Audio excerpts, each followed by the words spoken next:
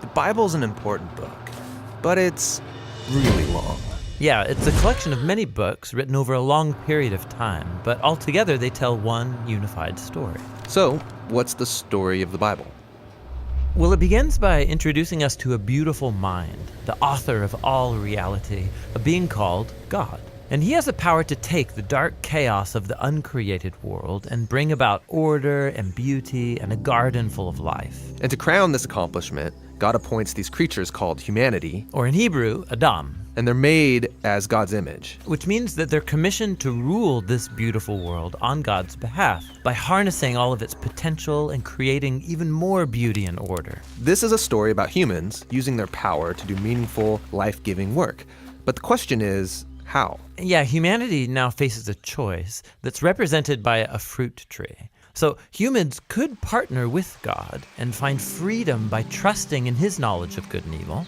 Or They could seize power and define good and evil on their own, which, God warns, will kill them. and they hear the voice of a dark, mysterious creature that tells them the choice is simple. Take the fruit. It'll give you power and freedom to rule the world on your own terms. And so they seize this knowledge, and as a result, they become suspicious and self-protective. It leads to fractured relationships, violent power grabs, and ultimately, a whole civilization, Babylon, that has redefined evil as good. And so, God scatters this corrupted human project. And here the story of the Bible takes an important turn. We zoom into the story of a man and a woman who come out of Babylon, Abraham and Sarah. Yeah, God promises that from them will come a new people, a nation that has another chance to make the right choice. And if they succeed, it will open up this new way forward for the rest of humanity. And this is why the rest of the Bible story is about this family. And it does not go well. Despite God's personal guidance, Abraham's family gives in to that same temptation to redefine good and evil on their own terms, apart from God. Even when their best people were in charge, rulers who loved God's guidance and had divine wisdom, even they gave in. And so Israel was warned by their own prophets that these choices would lead them back to Babylon, this time as conquered captives living in exile, and that's exactly what happened. So even with God's personal guidance, Israel fails. Who can succeed? Well, the prophet said that the story wasn't over.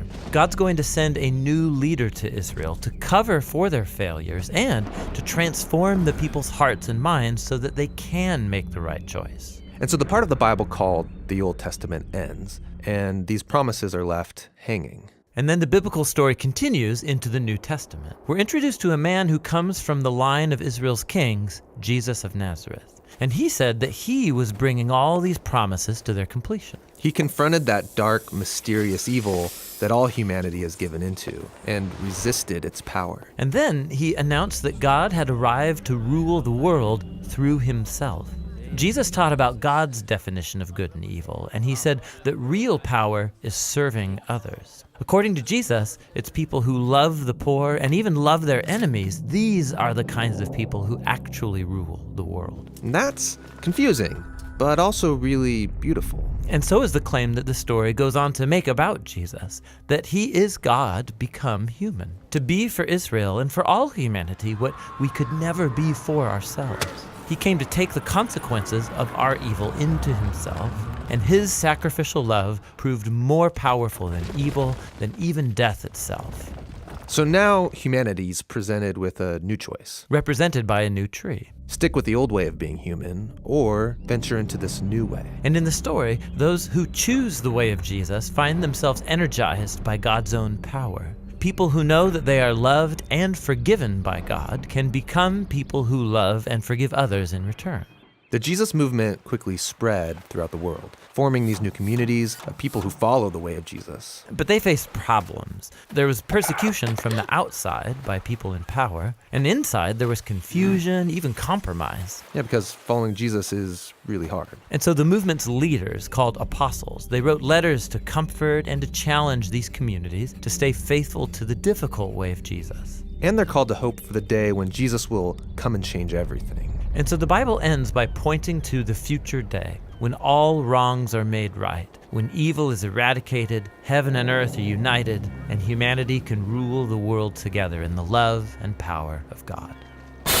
Okay, so that's the story of the Bible. and it brings all of these books together. But what's interesting is that each book contains a different kind of literature that contributes to this story in a unique way, and that's what the next video will begin to explore.